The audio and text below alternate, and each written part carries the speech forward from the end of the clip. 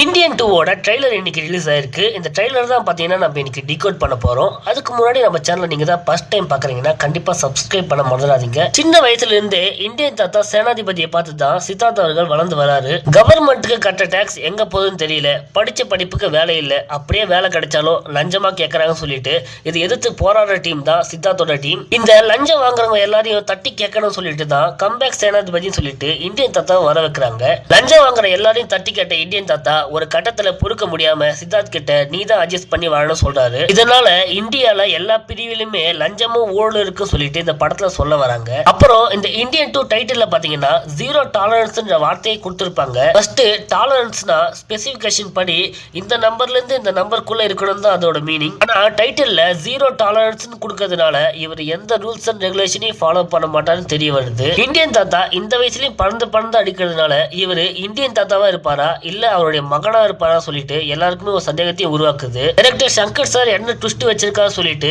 Wait பண்ணி தான் பார்க்கணும். இந்த டீகோடிங் வீடியோ உங்களுக்கு பிடிச்சிருந்தா கண்டிப்பா இந்த வீடியோ லைக் பண்ணிட்டு உங்க ஃப்ரெண்ட்ஸுக்கும் ஷேர் பண்ணிட்டு சேனலை சப்ஸ்கிரைப் பண்ண மறந்துடாதீங்க. நான் உங்கள் சேன்.